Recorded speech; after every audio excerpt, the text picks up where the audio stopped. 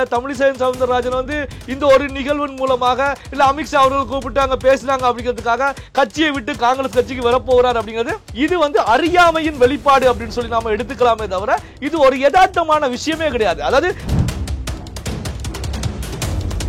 இப்போ கிடைச்சிருக்கக்கூடிய தகவல் படியே தமிழகத்தில் இருக்கக்கூடிய 10 காங்கிரஸ் எம்பிக்களை பொறுத்த வரைக்கும் 2 பேர் அமித்ஷா கூட டெல்லியில் ஒரு டீலிங்ல இருந்துகிட்டு இருக்காங்க. இந்த எம்பிக்கள் கூட பாரதிய ஜனதா கட்சி ஜம்ப் பண்ணிடுவாங்களோ அப்படின்னா ஒரு கருத்து அடிபட்டு இருக்கு. ஏன்னா மறைமுக டீல். பாஜகவை பொறுத்த வரைக்கும் தவறு செய்தால் அங்க வந்து நிர்மலா சீதாராமன் மட்டும் கிடையாது, யாராக இருந்தாலும் தமிழிசை சவுந்தரராஜன் அப்படிங்கிற பாகுபாடு கிடையாது. மேல்மட்ட தொண்டன்ல இருந்து அடிமட்ட தொண்டன் வரைக்கும் கண்டிப்புக்கு உள்ளாகுவாங்க, தண்டனைக்கு உள்ளாகுவாங்க. அதற்கான தண்டனைகள் வந்து டெல்லி பாஜக தலைமை கொடுக்கும். அதே நேரத்தில் பாத்தீங்கன்னா டெல்லியில இருந்து நமக்கு கிடைத்திருக்க தகவலின் படி பாத்தீங்கன்னா அண்ணாமலை அவர்களுக்கும் அமித்ஷா அவர்கள் குட்டு வச்சு தான் அனுப்பிச்சிருக்காங்க. காரணம் என்ன அப்படின்னா ஒரு கட்சியுடைய தலைமை அப்படின்னா அந்த கட்சியில இருக்கக்கூடிய நீங்க ஆர்எஸ்எஸ் தான் பாஜக இயக்குறது அப்படிங்கிற கருத்துக்களை முன்வச்ச நீங்களே இப்போ வந்து மோடிக்கு எதிராக மோகன் பகவத் கிளம்பிட்டாரு அப்படின்னா அப்போ வந்து பாத்தீங்கன்னா இங்க ஆர்எஸ்எஸ் அப்போ பாரதிய ஜனதா கட்சி இயக்கல அப்படிங்கிற ஒரு கருத்துலையும் நம்ம பார்க்க முடியும். அப்போ இவங்களுக்கு பேசுவதற்காக ஒரு கருத்துக்கள் வேண்டும் அப்படிங்கும்போது இவங்க தெரிவிக்கக்கூடிய தகவல்கள் எல்லாமே பொய்யான தகவல்களாக. ராகுல் காந்தியை நம்பினோம் அப்படின்னா நம்மள நடுத்தரவுல விட்டுட்டு ஓடிடுவாரு. போன முறை அமைதியை விட்டு இங்க வயநாடுக்கு ஓடி இருந்தாரு. இப்ப வயநாட்டை விட்டு ராபரேலியில ஜெயிச்சதுக்கு ராபரேலிக்கு ஓடி போயிட்டாரு. வயநாட்டை ரிசைன் பண்ணிட்டாரு. அப்ப ராபரேலியை விட்டு அடுத்து எங்க ஓடி போறாரு. அப்ப ராகுல் காந்தி வந்து ஓட்டப்பந்தி ஒரு வீரனாகத்தான் பார்க்க முடியுமே தவிர ஒரு அரசியல் தலைவராக பார்ப்பார்களா? இப்ப வயநாட்டுல ராகுல் காந்தி அவர்கள் ரிசைன் பண்ணக்கூடிய நிகழ்வை பொறுத்தவரைக்கும் நான் ஒரு பத்திரிகையாளராக அரசியல் விமர்சகராக எப்படி பார்க்கிறேன் அப்படின்னா ராகுல் காந்தியுடைய கழுத்தில் தொங்கக்கூடிய கத்தி. இந்த கத்தி ராகுல் காந்தியை மட்டுமல்ல காங்கிரஸ் கட்சியுடைய கழுத்தையும் வெட்டக்கூடிய நிலையில இருந்துட்டு இருக்கு.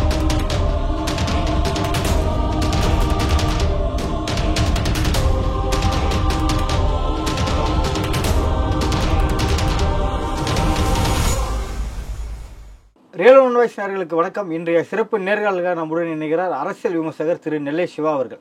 வணக்கம் சார். வணக்கம். தமிழிசை அவர்களை பொது மேடையில் அமித்ஷா இப்படி பேசியிருக்க கூடாது அப்படின்னு சொல்லிட்டு எல்லா ஊடகங்களையும் பேசிட்டு வராங்க. கட்சிகளும் கண்டனம், காங்கிரஸ் குறிப்பாக காங்கிரஸ் வந்து கண்டனம் தெரிவிச்சிட்டு வருது. ஸோ இது எப்படி பார்க்குறீங்க சார்? அதாவது பார்த்தீங்க அப்படின்னா அமித்ஷா அவர்கள் யார்கிட்ட பேசுனாங்க? அதே பாரதிய ஜனதா கட்சியுடைய ஒரு மாநிலத்துடைய தலைவராக இருந்த, அதே பாரதிய ஜனதா கட்சி மூலமாக கவர்னராக கொண்டு வரப்பட்ட, அதே பாரதிய ஜனதா கட்சி மூலமாக பிரதமர் மோடி மூலமாக அமித்ஷா மூலமாக சென்னையில் சவுத் சென்னையில் எம்பி வேட்பாளராக களமிறக்கப்பட்ட ஒரு முக்கியமான ஒரு தலைவர் அப்படின்னு சொல்லலாம். தமிழிசை சவுந்தரராஜன் அவர்களிடத்துல தான் அமித்ஷா அவர்கள் பேசுகிறாங்க.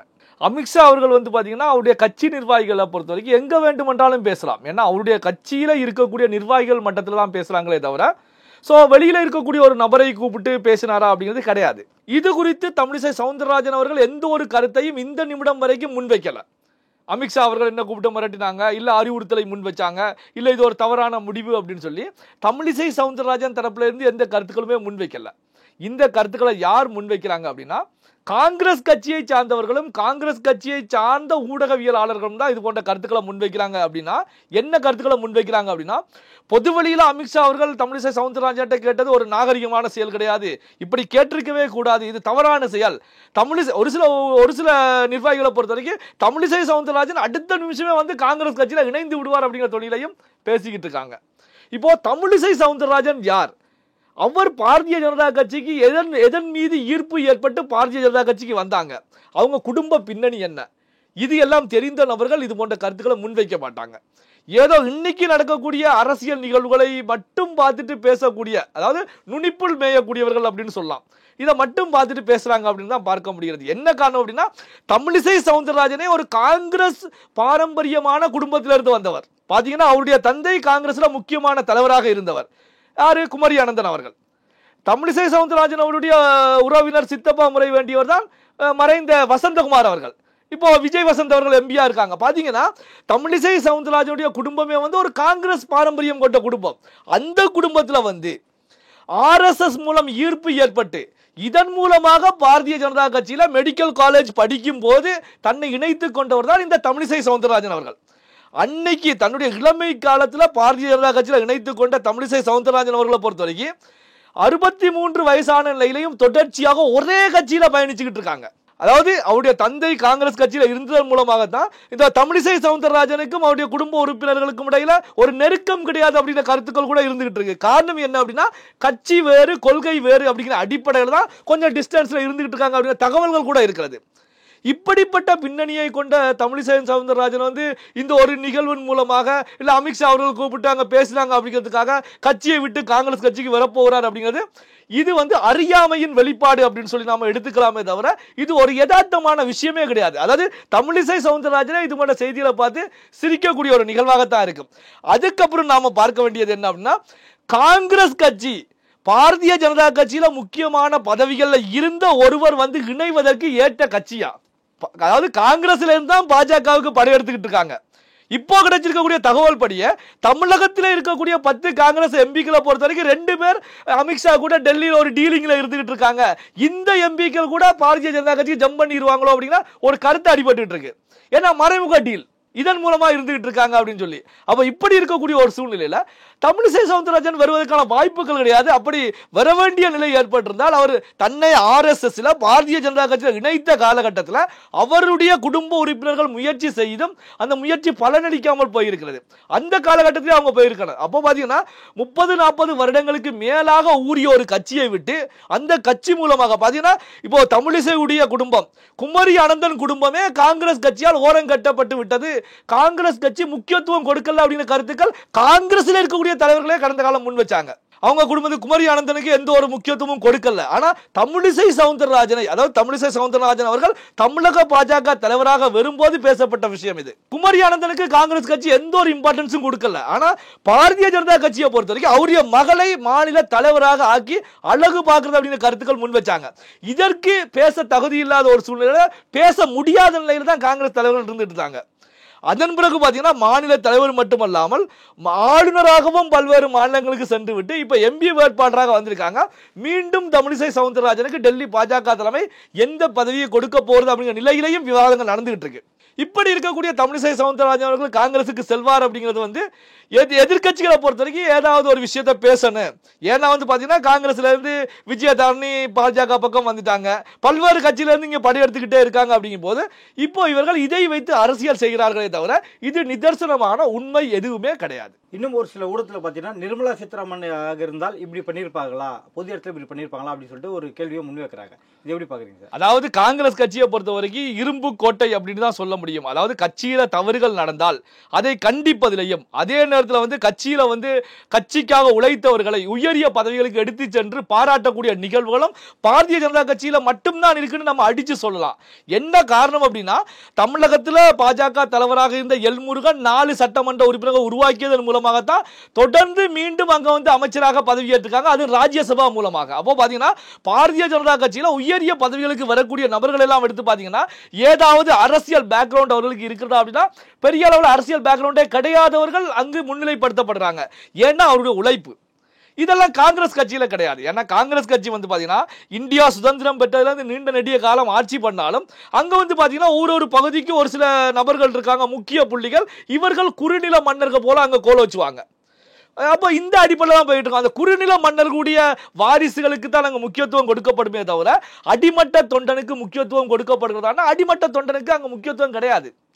பெரிய அளவுல முக்கியத்துவம் கொடுக்காத ஒரு கட்சி காங்கிரஸ் கட்சி. பாரதிய ஜனதா கட்சியில முக்கியத்துவம் கொடுக்கக்கூடிய ஒரு கட்சி. இப்போ மோடி மீது பல்வேறு விமர்சனங்களை முன்வைத்தாலும் மோடியுடைய குடும்பம் வந்து ஒரு பேக்ரவுண்ட் அரசியல் பின்னணியை கொண்டதா கிடையாது. இப்போ பாத்தீங்கன்னா இப்படித்தான் அங்க வந்து தலைவர்கள் வந்துகிட்டே இருக்காங்க. அப்போ தலைவர்களை பொறுத்த வரைக்கும் அவருடைய உழைப்பு, கட்சிக்காக பாடுபடக்கூடிய விதம், நாட்டு நலனுக்காக அவருடைய சேவை, இந்த அடிப்படையில் தான் பாஜக வந்து முன்னிலைப்படுத்துறாங்க. அப்போ பாஜகவை பொறுத்த வரைக்கும் தவறு செய்தால் அங்க வந்து நிர்மலா சீதாராமன் மட்டும் கிடையாது, யாராக இருந்தாலும் தமிழிசை சவுந்தரராஜன் அப்படிங்கிற பாகுபாடு கிடையாது. மேல்மட்ட தொண்டன்ல இருந்து அடிமட்ட தொண்டன் வரைக்கும் கண்டிப்புக்கு உள்ளாகுவாங்க, தண்டனைக்கு உள்ளாகுவாங்க. அதற்கான தண்டனைகள் வந்து டெல்லி பாஜக தலைமை கொடுக்கும். இதுல மாற்றமே கிடையாது. அதே நேரத்தில் அவர்கள் கட்சிக்காக உழைக்கக்கூடியவர்களுக்கு முக்கியத்துவம் அதே அளவுக்கு கொடுக்கப்படும். இந்த அடிப்படையில் தான் பாத்தீங்கன்னா பாஜகவுல வந்து வரக்கூடியவர்களை பொறுத்த வரைக்கும் பாஜகவின் மீது ஈர்ப்பு ஏற்பட்டு கட்சியில இருக்கக்கூடியவர்கள் வந்து பெரிய அளவுல மாட்டு கட்சிக்கு செல்வதே கிடையாது.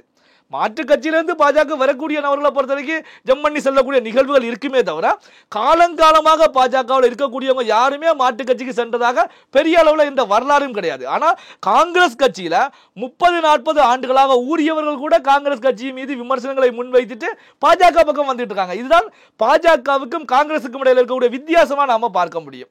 அமித்ஷா அவர்கள் தமிழிசையை கூப்பிட்டு கண்டிக்கும் விதமாக பேசியது அண்ணாமலை அவர்களுக்கு அந்த அளவுக்கு ஃப்ரீடம் கொடுக்கப்பட்டதா கட்சியில்? அதாவது பாத்தீங்க அப்படின்னா தமிழிசை சவுந்தரராஜன் அவர்கள் மாநில தலைமைக்கு எதிராக பேசியது தவறான ஒரு விஷயம் தான். இதுல மாற்று கருத்தே கிடையாது. என்ன காரணம் அப்படின்னா டெல்லி பாஜக தலைமையை பொறுத்தவரைக்கும் யாரை மாநில தலைவராக சுட்டி காட்டுகிறதோ அவருக்கு ஒபே பண்ணி அவர் சொல்லக்கூடிய செயல்களுக்கு ஏற்று நடக்கக்கூடிய நிலையில தான் சீனியர் தலைவர்களாக இருந்தாலும் ஜூனியர் தலைவர்களாக இருந்தாலும் இருக்க வேண்டும் அப்படிங்கிறது அவர்களுடைய நடைமுறை வழக்கம்.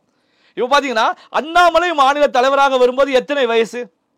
அதே மாநிலத்தில் வந்து பாத்தீங்கன்னா மூத்த தலைவர்கள் இப்போ கவர்னராக இருக்கக்கூடிய சிபி ராதாகிருஷ்ணன் இருந்தாங்க, இல கணேசன் இருந்தாங்க, பொன் ராதாகிருஷ்ணன் இருந்தாங்க. இப்படி மூத்த தலைவர்கள் இருக்கக்கூடிய காலகட்டத்தில் கூட அண்ணாமலை தலைவராக கொண்டு வந்தாங்க, ஒரு இளம் தலைவராக கொண்டு வந்தாங்க. அப்போ பாஜகவை பொறுத்த வரைக்கும் இளம் தலைவர், மூத்த தலைவர், சீனியாரிட்டி, ஜூனியாரிட்டி அதெல்லாம் கிடையாது. அப்போ பாத்தீங்கன்னா இது போன்ற ஒரு நிகழ்வு நடக்கக்கூடிய நிலையில் தான் அப்போ தமிழிசையை பொறுத்த வரைக்கும் அப்போ அண்ணாமலைக்கு எதிராக மீடியாக்கள் மத்தியில் பேசியது ஒரு தவறான விஷயம். நீங்க என்ன விஷயமாக இருந்தாலும் அண்ணாமலை மீது தவறுகளை சுட்டி காட்டணும் அப்படின்னா டெல்லி பாஜக தலைமையிடம் வந்து அபிஷியலா நீங்க பேசி இருக்கலாம், அண்ணாமலை செய்யக்கூடிய தவறுகளை சுட்டி காட்டியிருக்கலாம். அதை விட்டு பொது வழியில பேசக்கூடிய செயலை பொறுத்த வரைக்கும் இது ஏதோ தமிழக பாஜகவில் பிளவு ஏற்பட்டது போலவும் எதிரிகளுக்கு தீனியாக இது அமைந்து விடும் அப்படிங்கிற நிலையில தான் இது போன்ற விவகாரங்கள்ல வந்து அமித்ஷா அவர்கள் தலையிட்டாங்க. அதே நேரத்தில் பாத்தீங்கன்னா டெல்லியில இருந்து நமக்கு கிடைத்திருக்கக்கூடிய தகவலின் படி பாத்தீங்கன்னா அண்ணாமலை அவர்களுக்கும் அமித்ஷா அவர்கள் குட்டு வச்சு தான் அனுப்பிச்சிருக்காங்க. காரணம் என்ன அப்படின்னா ஒரு கட்சியுடைய தலைமை அப்படின்னா அந்த கட்சியில இருக்கக்கூடிய அத்தனை பேரையும் சுமூகமான வழியில ஒன்றிணைத்து எடுத்து செல்லணும். ஒரு கப்பலுடைய கேப்டன் போல, ஒரு மாலுமி போல அது எடுத்து செல்லணும். அதை விட்டுட்டு அங்கு வந்து பிரித்தாலும் அரசியல் செய்யக்கூடாது. அங்கு இருக்கக்கூடிய சீனியர்களுக்கு முக்கியத்துவம் கொடுக்கப்பட வேண்டும். அவர்களையும் வந்து திருப்திப்படக்கூடிய வகையில் தான் நாம் எடுத்து செல்லணும். காரணம் என்ன அப்படின்னா அவர்களும் ஒரு காலகட்டத்தில் அந்த காலகட்டத்துக்கு ஏற்றாற் போல கட்சிக்காக உழைத்தவர்கள், கட்சிக்காக பாடுபட்டவர்கள், கட்சியை வளர்ச்சி பாதையில் எடுத்து வந்தவங்க. அப்ப அவற்றையும் மதித்து நடக்க வேண்டிய கடமை மாநில தலைமைக்கு இருக்கு அப்படின்னு சொல்லி அமித்ஷா அவர்கள் அண்ணாமலைக்கு குட்டு வச்சு தான் அனுப்பிச்சிருக்காங்க. இந்த விஷயம் வெளியே தெரியல. தமிழிசை சவுந்தரராஜன் அவர்கள் அந்த மேடையில் வச்சு பேசிய விஷயத்தை பொறுத்த வரைக்கும் பார்த்தீங்க அப்படின்னா இப்போ எதிர்கட்சிகளை பொறுத்த ஐயோ பெரிய இது நடந்துருச்சு, ஒரு பிரளயமே ஏற்பட்டு விட்டது, இப்போ பார்த்தீங்கன்னா எல்லாம் முடிஞ்சு போச்சு அப்படிங்கிற நிலையில் இவங்க ஏன்னா பேசுறதுக்கு வேற விஷயமே கிடையாது. என்ன காரணம்னா தேர்தலில் மிகப்பெரிய ஒரு சம்மட்டி அடி, எந்திரிக்க முடியாத அடி காங்கிரஸ் கட்சிக்கு. இப்போ 99 தொகுதியில் வெற்றி பெற்றது ஏதோ இமாலய வெற்றி போல ராகுல் காந்தி அவர்கள் வந்து வெற்றியாளர்களும் மகுடம் சூட்டக்கூடிய நிகழ்வில் ஈடுபட்டு இருக்காங்க. அதில் வெற்றி பெற்றதுக்கு ராகுல் காந்திக்கு மகுடம் சூட்டணும்னு எதிர்கட்சி தலைவராக தேர்வு செய்திருக்காங்க. அப்போ பார்த்தீங்கன்னா இப்போ காங்கிரஸ் கட்சியை பொறுத்த வரைக்கும் அப்போ பாரதிய ஜனதா கட்சியை நம்ம எதிர்க்க முடியல. மோடி மீண்டும் பிரதமர் ஆகிட்டாங்க. மோடி அமைச்சரவையில் வந்து பார்த்தீங்கன்னா முக்கியத்துவம் கொடுக்காதனால நிதிஷ்குமாரும் சந்திரபாபு நாயுடும் வெளியேறிடுவாங்க அப்படின்னு சொல்லி நம்ம ஒரு கட்டுக்கதையை அவுத்து விட்டோம். ரிசல்ட் வந்த உடனே சந்திரபாபு நாயுடும் நிதிஷ்குமாரும் மோடிக்கு எதிராக திசை திரும்பிட்டாங்க அப்படிங்கிற ஒரு கட்டுக்கதையை அவிழ்த்து விட்டோம். சில மணித்துளிகள்லயே அது கட்டுக்கதை அப்படிங்கிறது இந்தியா முழுமைக்கும் வெளிச்சம் போட்டு காட்டி விட்டாங்க. ஏன்னா பார்த்தீங்கன்னா நிதிஷ்குமாரும் சந்திரபாபு நாயுடும் மோடிக்கு நாங்க பக்கபலமா நிக்கிறோம் அப்படிங்கிறத வெளிப்படையாக தெரிவிச்சாங்க. என்டிஏக்கு தான் நாங்க ஆதரவு, என்டியோட சேர்ந்து செல்வோம்னு வெளிப்படையாக தெரிவிச்ச உடனே அவருடைய கட்டுக்கதை செல்லா காசாயிருச்சு. அதன் பிறகு என்ன சொன்னாங்க அப்படின்னா அமைச்சரவையில் முக்கியத்துவம் கொடுக்காதனால இவங்க வெளியேறி வந்துருவாங்க அப்படிங்கிற கருத்துக்களை முன் வச்சாங்க. அதுவும் பலன் கொடுக்கல. ஆர்எஸ்எஸ் தலைவர் மோகன் பகவத் அவர்கள் பேசிய விவகாரத்தை முன்னிலைப்படுத்தி மோடிக்கு எதிராக மோகன் பகவத் அவர்கள் போர்க்கொடி தூக்கிட்டாங்க. அவ்வளவுதான், இனி ஆர்எஸ்எஸ் வேற பாரதிய ஜனதா கட்சி வேற அப்படின்னு சொல்லி பேச துவங்கினாங்க. நீங்க தானே கடந்த காலங்களில் என்ன தெரிவிச்சீங்க? ஆர்எஸ்எஸ் தான் பாரதிய ஜனதா கட்சியை இயக்குகிறது அப்படிங்கிற கருத்துக்களை முன் வச்சீங்க. இப்போ நீங்களே பார்த்தீங்கன்னா மோடிக்கு எதிராக ஆர்எஸ்எஸ் செயல்படுகிறது, மோடிக்கு எதிராக ஆர்எஸ்எஸ் எந்த ஒரு நடவடிக்கையும் எடுக்க முடியல அப்படின்னா அப்போ ஆர்எஸ்எஸ் பெருசா மோடி பெருசா? நீங்க ஆர்எஸ்எஸ் தான் பாஜக இயக்குறது அப்படிங்கிற கருத்துக்களை முன் வச்ச நீங்களே இப்போ வந்து மோடிக்கு எதிராக மோகன் பகவத் கிளம்பிட்டாரு அப்படின்னா அப்போ வந்து பாத்தீங்கன்னா இங்க ஆர்எஸ்எஸ் அப்போ பாரதிய ஜனதா கட்சியை இயக்கல அப்படிங்கிற ஒரு கருத்துலையும் நம்ம பார்க்க முடியும். அப்போ இவங்களுக்கு பேசுவதற்காக ஒரு கருத்துக்கள் வேண்டும் அப்படிங்கும்போது இவங்க தெரிவிக்கக்கூடிய தகவல்கள் எல்லாமே பொய்யான தகவல்களாக, இதை நம்ப முடியாத ஒரு தகவலாக இருக்கும்போது பொய்யான தகவலாக செல்லக்கூடிய ஒரு சூழ்நிலை தான் இப்போ பாத்தீங்கன்னா கடந்த 2 நாட்களாக இந்த தமிழிசை வார்த்தை கையில் எடுத்திருக்காங்க. அடுத்து என்ன விவகாரத்தை கையில் எடுப்பது அப்படின்னு சொல்லி கண்கொட்டி பாம்பு போல முழிச்சு பார்த்துக்கிட்டே இருக்காங்க. ஏதாவது ஒரு நடக்குமா, இதை வச்சு நம்ம பேசலாமா, அரசியல் பண்ணலாம். இவங்க 5 ஆண்டு காலத்துக்கு இப்படி பேசி பேசி தான் காலத்தை ஓட்ட வேண்டுமே தவிர, அதாவது பார்த்தீங்கன்னா தவளையை பொறுத்த வரைக்கும் தன் வாயால் தான் தாங்கடும். கத்தி கத்தி கத்தி கத்தி இறுதியில் தானே கத்தி தானே தன்னுடைய மரணத்தை நோக்கி செல்லும். இது போன்ற ஒரு நிகழ்வு தான் காங்கிரஸ் கட்சிக்கு ஏற்பட போகிறது. என்னன்னா, தன்னுடைய கட்சியை வளர்க்கக்கூடிய வேலையில கவனத்தை செலுத்தினா கட்சி ஒரு வளர்ச்சி பாதையில் எடுத்து செல்லலாம். இதை தாண்டி பாரதிய ஜனதா கட்சிக்கு எதிராக அரசியல் செய்யணும், பாரதிய ஜனதா கட்சி செய்யக்கூடிய செயல்களை எல்லாம் நம்ம இதை ஊதி பெருசாக்கணும்னு முற்பட்டாங்க அப்படின்னா அவரோட சொந்த கட்சி காணாமல் கரைந்து போய்விடும் அப்படிங்கிற நிதர்சனமான ஒரு உண்மையாக நாம பார்க்க முடியும்.